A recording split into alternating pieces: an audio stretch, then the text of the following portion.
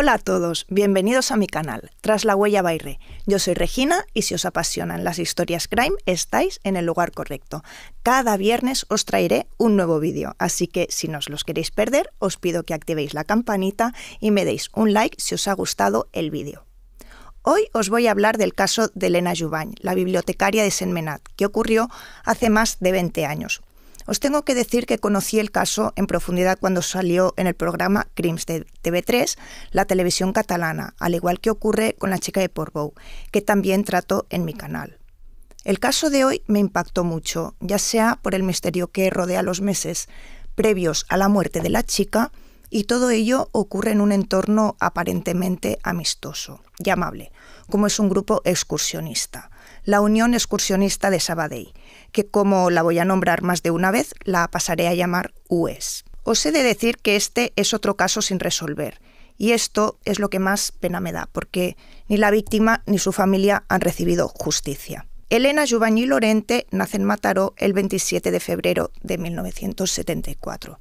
Era periodista y ejercía como bibliotecaria en la sección infantil, en una biblioteca de Sentmenat, un pueblecito a 11 kilómetros de Sabadell, donde vivía y al que se había mudado en el año 2000 desde Mataró, ciudad en la que nació y creció. Allí, en Mataró, también había iniciado su carrera profesional, haciendo prácticas en el Punt del Maresma, en la televisión de Mataró, donde la describen como una chica tranquila, cumplidora y trabajadora. Era hija de padres separados con los que tenía muy buena relación y tenía un hermano de padre y madre y una hermana por parte de padre. Cuando Elena se mudó a Sabadell, se fue a vivir sola a un piso y se inscribió a la UES para hacer vida social y entablar nuevas amistades. Y es aquí, queridos amigos, donde va a girar gran parte de nuestra historia. El 2 de diciembre de 2001, una persona que está durmiendo en el número 48 de la calle Calvet Estrella de Sabadell oye un fuerte ruido, como un golpe seco, pero no se levanta. A la mañana siguiente se asoma al patio de luces y ve a una chica desnuda que yace en el suelo, aparentemente sin vida. El hombre llama a los Mossos d'Esquadra. En un primer vistazo parece que se ha tratado de un suicidio, suponen que se ha lanzado al vacío desde el cuarto piso y que muere cuando impacta contra el suelo. Los investigadores empiezan a observar la escena del crimen y no les cuadran varias cosas. La mujer tiene la cara totalmente desfigurada, se dan cuenta que debió ser la primera parte que impactó contra el suelo y eso ya les sorprende, ya que un acto reflejo que se hace en estos casos, aunque te quieras suicidar, es poner los brazos delante de la cara. Además de eso, tiene quemaduras a la altura del sujetador y en el cuero cabelludo, también en los brazos y la espalda, y otras múltiples fracturas. No tiene signos de haberse defendido. Algunas de las cuerdas de los tendederos del patio de luces están rotas. Durante la caída del cuerpo se partieron, como si el cuerpo hubiera caído a ras de pared.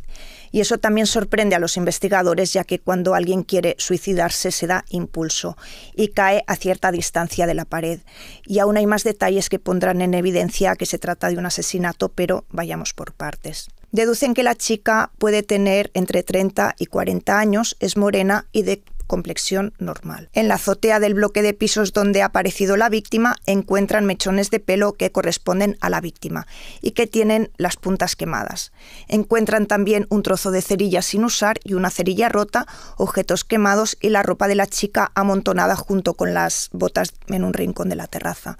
Las piezas de ropa desprenden un fuerte olor a alcohol. Van piso por piso a preguntar si alguien conocía a la persona o si echaban de menos a alguien en casa y la respuesta es negativa, por lo que deducen que la chica no vivía en el edificio. Les llama la atención la actitud de una vecina del tercero segunda, que se llama Montserrat Careta, que le recibe apenas abriendo un poco la puerta, como escondiéndose y no se muestra para nada colaborativa. Mientras todo esto ocurre en Mataró, un padre se muestra muy preocupado porque su hija no ha acudido a la cita que tenía con él.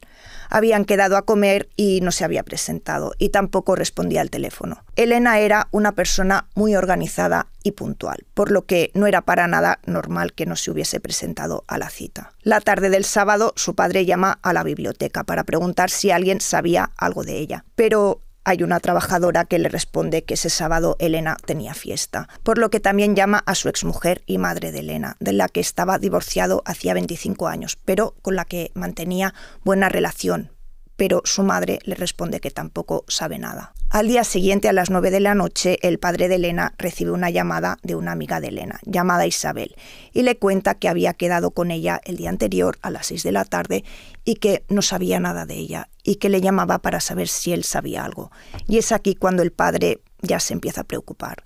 Así que coge las llaves del piso de su hija y va para allá, pero no encuentra nada extraño. El lunes vuelve a llamar a la biblioteca de Sentmenat y le dicen que Elena no se ha presentado a trabajar, pero es que le dijeron que tampoco se había presentado a trabajar el viernes día 30.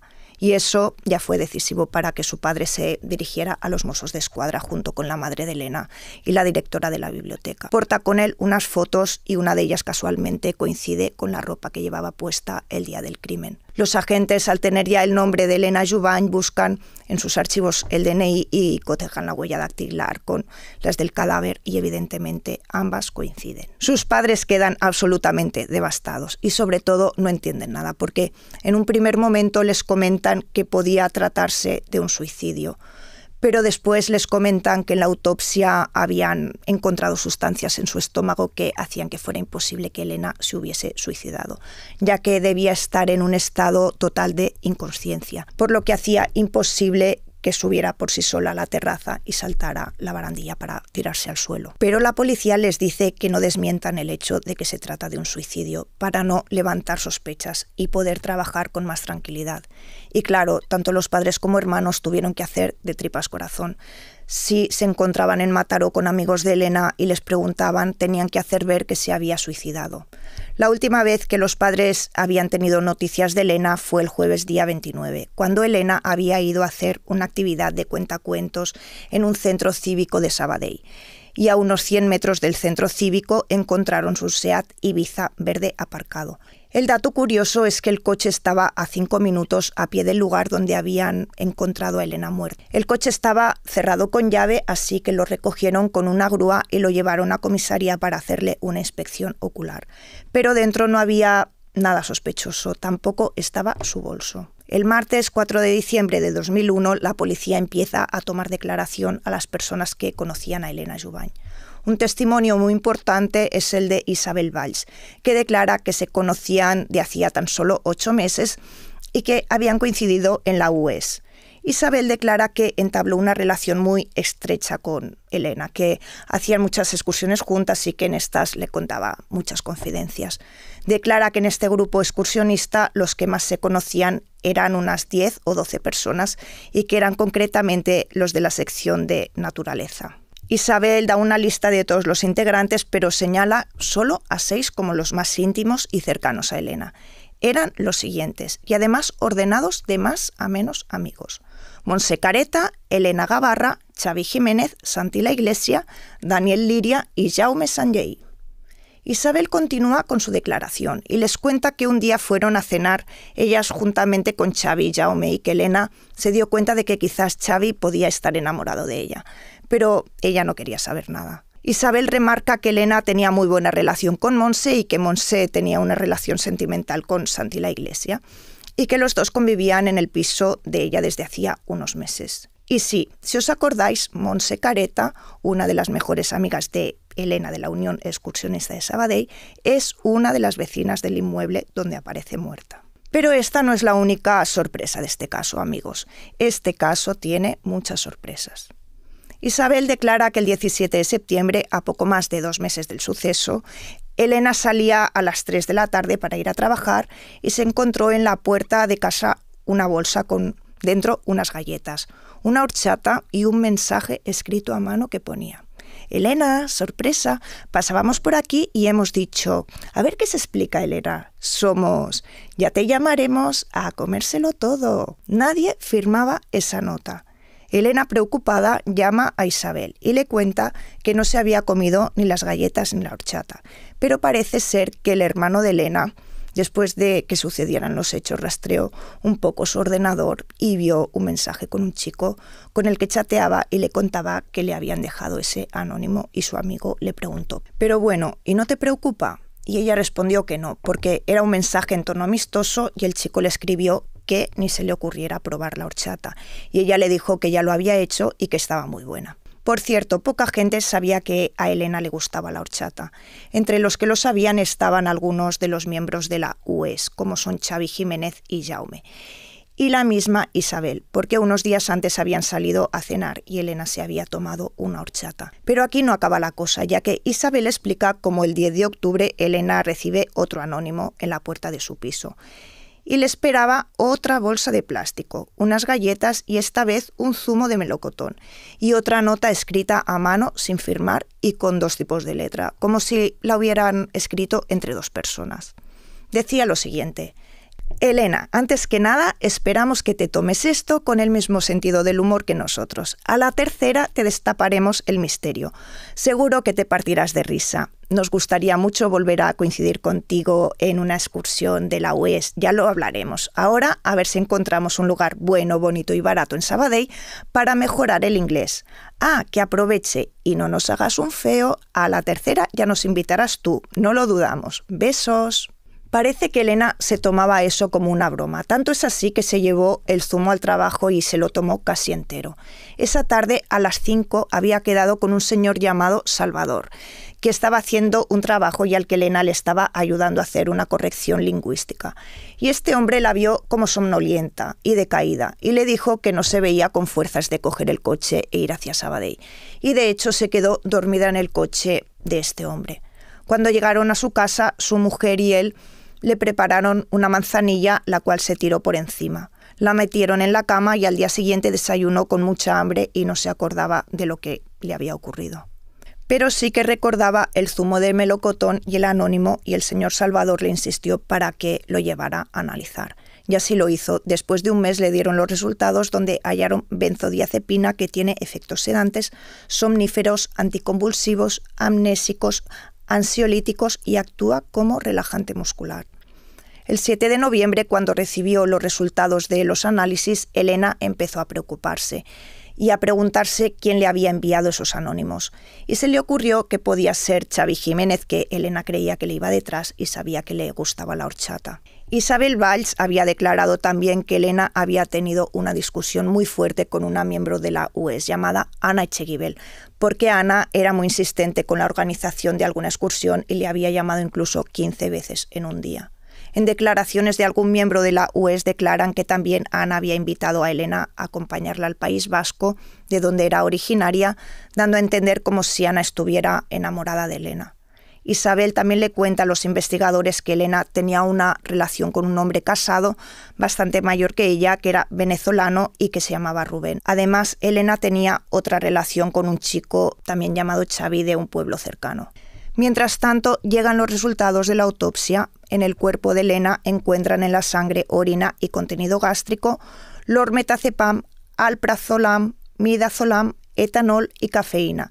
Y en sangre aparece también una combinación de benzodiazepinas que se correspondía con 3 preparados diferentes. Recordemos que la benzodiazepina estaba también presente en el zumo del segundo anónimo que recibió Elena. La presencia de todos estos fármacos estaba en una cantidad superior entre 13 y 35 veces al uso terapéutico, y que la presencia de estas sustancias también en la orina significaba que ya estaba eliminado, por lo que la dosis que tuvo que llegar en el momento de la muerte tenía que ser superior, y que ya llevaba horas con todas esas sustancias en el cuerpo. Han pasado 10 días del crimen y llega el momento de declarar para Montse Careta, la amiga de la UES y también vecina del inmueble donde se encuentra el cadáver. Dice que la conocía desde hacía un año, cuando Elena entra a ser socia, y que ella ya era socia. Remarca que no eran especialmente amigas y que se encontraban en las reuniones de los miércoles y en algunas excursiones. Dice que la última vez que supo de Elena era el jueves día 29, cuando hablan por teléfono y Elena le dice que va a explicar cuentos en un centro cívico y que, como vive cerca, que si quiere le puede ir a ver. Pero Montse le comenta que no podía porque había quedado con su novio Santi, por lo que ese día no se vieron. Además, Montse dice que Elena nunca había estado en su casa. En cuanto a lo que hizo el día 30, declara que fue como siempre a trabajar de 9 a 1 y de 3 a 5 de la tarde en un colegio de Sabadell, en el que era profesora.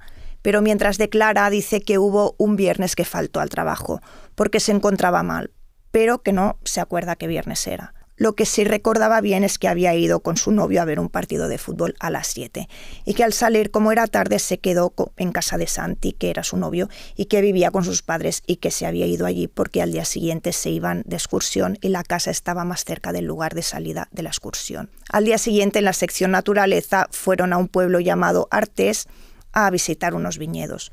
En cuanto a si oyó algún ruido la noche de los hechos en su finca, declara que no había oído nada, cuando su vecino sí que había oído un ruido muy fuerte. En declaraciones posteriores declarará que el día que faltó a trabajar era el día 30. Santi La Iglesia, que había acompañado a Montse a declarar, se ofrece voluntariamente a declarar, él también, y dice que el viernes día 30 trabajó en su despacho de abogados hasta las 7 y que después prepararon unos bocadillos con Munsa, cosa que Munsa no había dicho. Santi tampoco recuerda si prepararon los bocadillos en su casa o en la de Munsa. También dice que cenaron juntos, pero que tampoco recuerda si fue en su casa o en la de Munsa, pero finalmente se decanta por decir que fue en casa de Munsa, pero que después se fue a dormir a su casa. Munsa había dicho que durmieron los dos en casa de los padres de Santi. Unos días más tarde, Santi La Iglesia vuelve a la comisaría y pide rectificar la declaración, que había hecho memoria y que cree recordar que la tarde del 30 de noviembre, a eso de las 7, fue Munsa la que fue al despacho de Santi y que pusieron la televisión y vieron que jugaba el Sabadell, que las entradas eran baratas y que decidieron ir. Luego cenaron en casa de Munsa y que finalmente se fueron los dos a dormir a casa de Santi. Al día siguiente, día 1, se fueron de excursión a Artés con otros amigos que corroboran la coartada. Por otro lado, parece ser que la tarde de la desaparición de Elena, Xavi y Jaume, que son los dos chicos con los que había cenado Elena, habían estado juntos para preparar toda la excursión del día siguiente. También declara Ana Etxagibel, quien afirma lo del enfado que tuvo con Elena, pero le quita importancia. Dice que solo fueron pequeñas diferencias cuando los miembros de la UES hablaban de bronca monumental. En el examen del piso de Elena, la policía no ve nada significativo. Lo único que ven es que se ha dejado el abrigo y la bufanda, y eso que se trata del mes de diciembre. También analizan las últimas llamadas que se han realizado con su teléfono fijo. Y es que en aquella época poca gente tenía móvil. Ella no tenía y su grupo de amigos tampoco. Analizando los últimos movimientos de Elena, se dan cuenta de que una vez sale del taller de cuentacuentos el jueves 29 de noviembre a las 10:45 de la noche y se dirige en dirección contraria a la calle Calvet Estrella y hacia su coche. A las 11:45 llama a su amiga Isabel. Luego se pone a hablar por un chat y se está hasta las 1:18. Luego apaga el ordenador y se supone que se va a dormir. Al día siguiente, día 30, a las 9:55 hasta las 10:18 utiliza el ordenador. Y luego a las 11:03 llama al chico con el que tenía una relación, el Xavi Gordo. Y a las 11:28 realiza una llamada de un segundo al señor Salvador, que era el señor el cual le estaba ayudando con un trabajo. Este es el último señal que se detecta de Elena.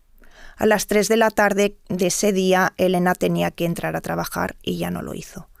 Por tanto, la franja horaria de la desaparición se centraba entre las 11:28 y las 3 del viernes 30 de noviembre. Tienen monitorizada a Munsa en todo momento, ya que el cadáver ha aparecido en su bloque de pisos y la han pillado en varias mentiras, como es al propio director del colegio, al que le había dicho que el día 30 se había tenido que ir a Manresa por asuntos familiares y más tarde le dijo que se quedó en casa porque se encontraba mal. También las contradicciones en sus declaraciones no la ayudan para nada. Pero la policía también sospechaba de Jaume y de Xavi, porque ambos se habían contradicho en sus declaraciones. Pasan a analizar las fichas de los miembros de la UES, donde se puede ver su caligrafía y así cotejarla con los anónimos que habían recibido Elena y determinan que el primero lo escribió una sola persona y que el segundo lo escribieron entre dos con bolígrafos diferentes. En el primero se determina que lo escribe Munsa y el segundo está escrito entre Munsa y Ana. El 12 de febrero del 2002 se ordena la detención de estas dos mujeres y proceden a analizar los pisos de cada una de ellas. Recordemos que han pasado 74 días de la desaparición cuando empiezan a hacer este análisis. En casa de Ana Etxagibel no encuentran nada interesante, pero en casa de Munsa, en uno de los cajones de la habitación, encuentran 2 cajas vacías de noctamite y en una papelera de la habitación que destinaban como despacho una caja de cerillas rotas y vacías. y en la cocina otra caja de cerillas con 2 fósforos. Pero después de haber drogado y matado a una persona y después de 72 días, ¿hubierais conservado la caja de cerillas y los medicamentos? Quizás Santi quería incriminar a su novia. Días más tarde, el juez considera que no hay pruebas suficientes para mantener en prisión a Ana, así que la ponen en libertad con la obligación de presentarse en los juzgados los días 1 y 15 de cada mes. Por el contrario, sí que mantienen en prisión a Munsa. El novio de Munsa, Santi La Iglesia, se preocupará de llevar el caso de su novia. Realmente no él en concreto, sino un familiar cercano que se llama Joaquim Escudé y es uno de los abogados penalistas con más renombre de la ciudad de Sabadell. Munsa Careta era una profesora de 34 años. Sus amigos la definen como una chica muy reservada. No explicaba cosas ni a sus amigos, era tímida y le costaba dejarse ayudar. Tenía una coraza para preservar su intimidad. Estaba acomplejada porque se consideraba fea y no aspiraba a tener pareja. Por eso cuando se emparejó con Santi lo tenía como idolatrado en un pedestal. El juez le pregunta por las cajas de Noctamite y dice que las había comprado y luego las había tirado porque ella no era de tomar ese tipo de medicación. Y sobre la segunda caja declara que se las había recetado la doctora porque tenía mucho dolor de espalda y le costaba dormir. Pero realmente quien le había recomendado Noctamite era la madre de Santi. En cuanto a las cerillas, dijo que las usaba para encender velas. Pero la aparición del cadáver en su finca, las contradicciones en sus declaraciones, el hecho de que no tuviera coartada para el día 30, de hecho faltó al colegio en el que era profesora, las cajas de Noctamite y cerillas y los análisis caligráficos de los anónimos, también parece ser que en esta excursión que realizan Artés son los últimos en apuntarse y los primeros en marcharse. Se hipotiza que mantenían dormida a Elena en su casa y tenían miedo que se despertase, por eso se van pronto a casa. Hacen que Munsa acabe involucrada hasta el cuello. En cuanto al móvil no lo tienen del todo claro, pero hipotizan que sea un juego de que se les va de las manos, rivalidad o despecho. Realmente no lo tienen nada claro. El 14 de febrero declara Santi y entre otras muchas cosas dice que cuando ocurrieron los hechos todavía no vivía en el piso de Calvet Estrella, sino que empezó a convivir con Munsa un tiempo después. A Santi no le preguntan ni por las cerillas, ni por los medicamentos, ni si Elena había estado alguna vez en el piso de Calvet Estrella.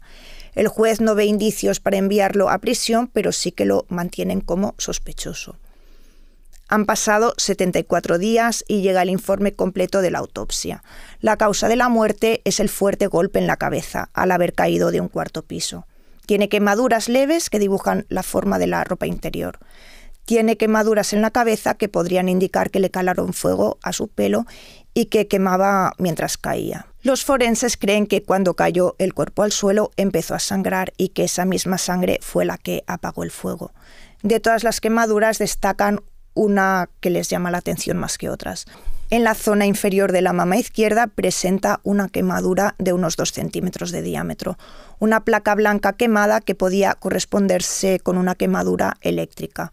En cuanto a los gen externos, también presenta quemaduras a nivel de los labios mayores, pero no se presentan lesiones de carácter mecánico traumático. Se aprecia que la presencia de un fluido blanquinoso a nivel de la bag que llevan a analizar, y más tarde no se pudo determinar de qué se trataba. Munsa escribe cartas muy profundas en la cárcel, tanto cartas de desesperación que guarda para ella misma como cartas que envía a Santi, su novio.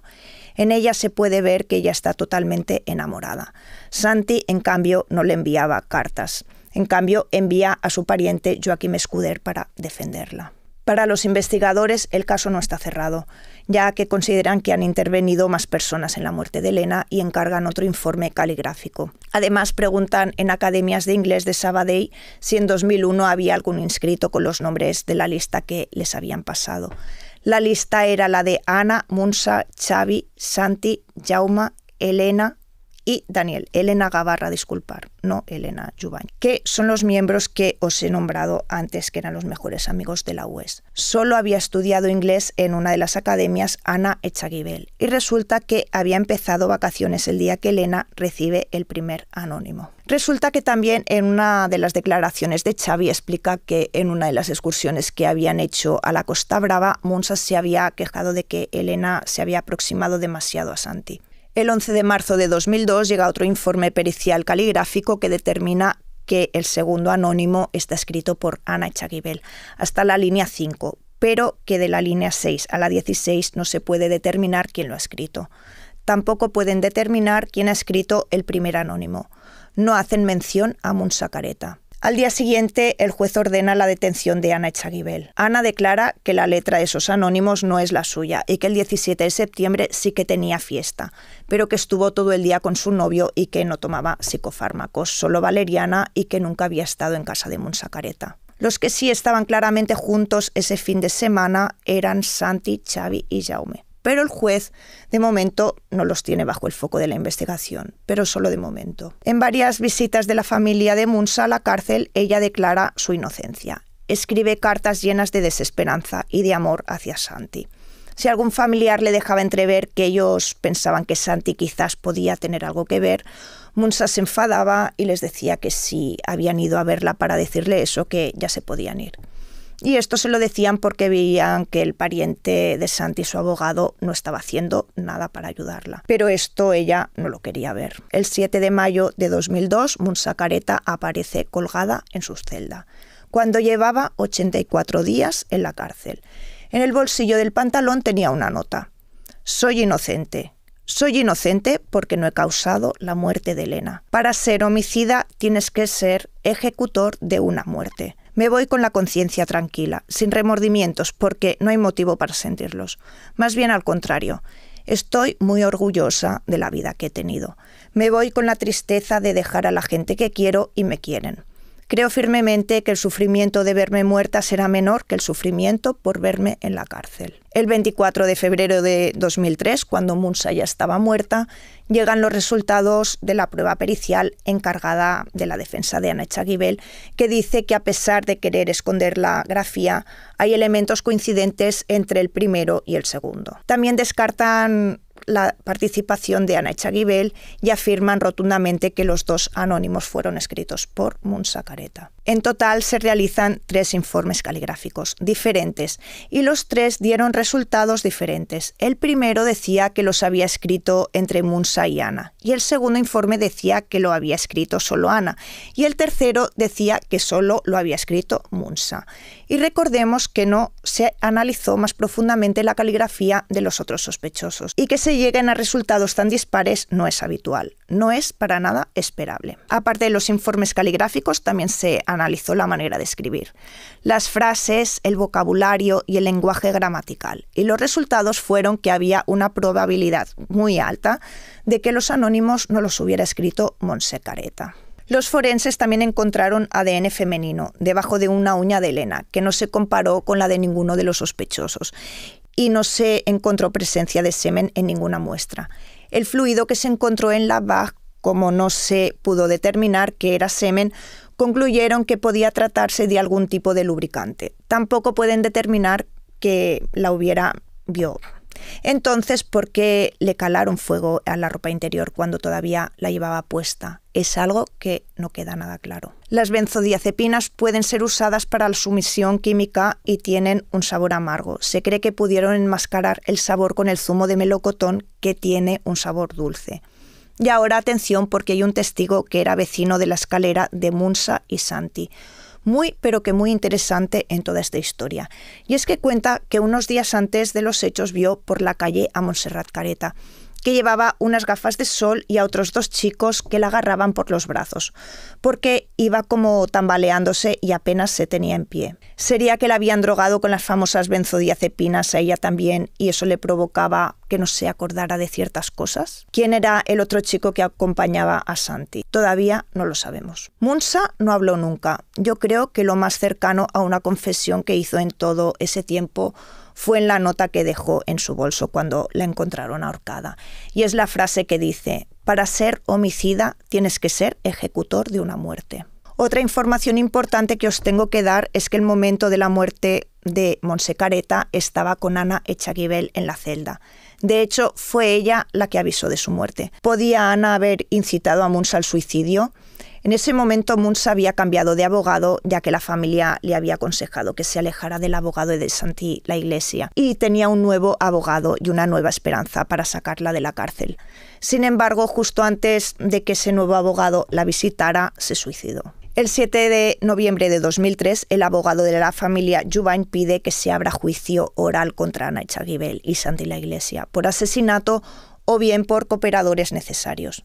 La versión del abogado de la familia Juvany es la siguiente, que con Anna Etxagibel había tenido una fuerte discusión porque Elena intenta huir de una cierta persecución posesiva por parte de Anna, que con Montserrat Careta la relación era buena y con Santi la Iglesia un poco más distante, aunque siempre estaba presente en los sitios comunes como eran las organizaciones de excursiones y múltiples actividades dentro de la UES. A mediados de septiembre, Elena recibe un anónimo con letra fingida con galletas de horchata y en octubre recibe el segundo anónimo también con galletas y un zumo de melocotón granini que se toma en el trabajo y que seguidamente le hace encontrarse mal y quedarse totalmente dormida. A este punto, Elena lleva a analizar el zumo en el cual se encuentra un potente narcótico, la benzodiazepina, presente en medicamentos como el noctamite, del cual se encuentra una caja en la casa donde ocurrieron los hechos y que también toma la madre del acusado, Santi la Iglesia. En el segundo anónimo se despierta la curiosidad de Elena de adivinar quién se los enviaba, ya que tal y como manifestaban en los anónimos eran miembros de la UES. Las autoras de los anónimos han sido identificadas y son Montse Careta y Anna Etxagibel. Esta con más contundencia y con la ayuda también de Santi la Iglesia, y seguramente más participantes se dedicaron a seguir y provocar ansiedad en Elena Juvany e intentar someterla. El 30 de noviembre de 2001, a eso del mediodía, invitan a Elena a acudir a casa de Montserrat Careta y Santi la Iglesia, y allí la secuestran con Anna Etxagibel, que acude más tarde, quizás sin que Montse participara directamente, pero seguramente estaba en el piso. Mantienen a Elena contra su voluntad en el piso, donde le suministran gran parte de sustancias que la mantienen inconsciente. Especial relevancia tiene en todo el señor la Iglesia, que es el que esconde el cuerpo inconsciente de Elena, y se dedica al montaje de una coartada con la que ha ido al fútbol con su novia. Al día siguiente, y con Elena inconsciente, buscan la coartada de la excursión a la que Santiago va sin tenerlo previsto. Pero con prisas, vuelven pronto a la casa de Calvet Estrella y allí intentan despertar a Elena, que todavía está inconsciente, aplicándole descargas eléctricas. Y al no conseguirlo, deciden deshacerse de ella desfigurándola y matándola. La suben a la terraza comunitaria del edificio con la ayuda por lo menos de 2 personas, entre ellas Santiago la Iglesia, la desnudan y la bañan en colonia para después cargarle fuego al cuerpo para desfigurarlo. Finalmente la levantan por encima de la barandilla y la precipitan, todavía con vida, al patio interior y provocándole la muerte. Santiago la Iglesia se va a esconder a casa de sus padres y los demás partícipes se van a su casa, hasta que al día siguiente le avisa a su pareja, Montserrat Careta, de las intervenciones policiales. Santi la Iglesia, mientras Mons está detenida, le da instrucciones claras de lo que ha de hacer para desvirtuar las investigaciones y la incita a mantener el silencio de todo lo que sabe. Silencio que después la llevará al suicidio. Todo el grupo de la UES, y sobre todo el que más se relacionaba con Elena, se conjura para mantener una clara omertà por los hechos, haciendo recaer toda la responsabilidad sobre Montserrat Careta, que ya está muerta. El proceso de los anónimos y las adivinanzas, combinado con sustancias estupefacientes en el cual participan los 2 acusados, lleva de una manera clara a los actos previos y al mismo hecho de la muerte por defenestración por parte de Elena, que estaba dormida pero todavía con vida. El hecho y la manera de sacar a Elena y drogarla con engaño por parte de su grupo de amigos comporta traidoría. El mantenimiento de Elena inconsciente durante tantas horas, las quemaduras por electricidad, la quema de su cuerpo para desfigurarlo mientras Elena estaba viva y su precipitación al vacío presentan un cuadro claro de ensañamiento, con un aumento desmesurado del dolor en la víctima. El 25 de mayo de 2004, el abogado de Anna Etxagibel pide que no se actúe contra ella, ni se la impute, pero que si se le hace vista oral, pide que se llame a declarar a todos los amigos de ella con los que estuvo viernes, sábado y domingo para corroborar su coartada, y pide también que se registre la casa de Francesc Macià, que era médico y el presidente de la UES, registro que nunca se llegó a hacer. Con la muerte de Montse Careta todo quedó paralizado y el juez no aceptaba las pruebas que le enviaban las defensas. El caso se intensificó contra Nacha Guibel, que seguía en prisión, y también contra Santi La Iglesia, al que se le imputó por asesinato, pero nunca llegó a entrar en prisión. En enero de 2005 ya no había nadie en la cárcel, pero seguían las peticiones de los abogados, sobre todo por parte de la familia Jubany. Insistían en que se tenía que investigar más a la Iglesia, Jiménez y Sanllehy, y pedían que se les hiciera las mismas pruebas que se les hicieron a Ana y Munsa, para corroborar si las letras podían coincidir con las de los anónimos. Y también pedía que se preguntara más a los testigos de la excursión Artés. Pero el juez no escuchó ninguna de las peticiones y el 7 de octubre de 2005 otro juez sobreseyó el caso. Archivaban el caso hasta que alguien presentara nuevas pruebas que pudieran servir para acusar a alguien de una manera más firme. El 2 de diciembre de 2021, cuando habían pasado 20 años del crimen, el caso prescribió sin que nadie haya estado formalmente acusado.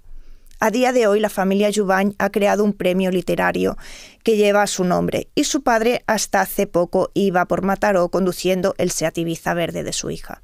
La hermana de Montse Careta, Inma Careta, intenta limpiar el nombre de su hermana. Y hasta aquí toda la información que tengo. Estoy deseando, amigos, que me digáis qué pensáis sobre el caso. ¿Lo conocíais? ¿Qué opináis sobre los protagonistas de esta historia? ¿Qué papel tenía cada uno de ellos y qué grado de implicación? ¿A qué jugaban? ¿Creéis que era un juego que acabó mal o algo distinto? Espero que me dejéis vuestra opinión en comentarios. Como os he dicho, estoy deseando verlos. Nos vemos la próxima semana con más historias crime. ¡Hasta pronto!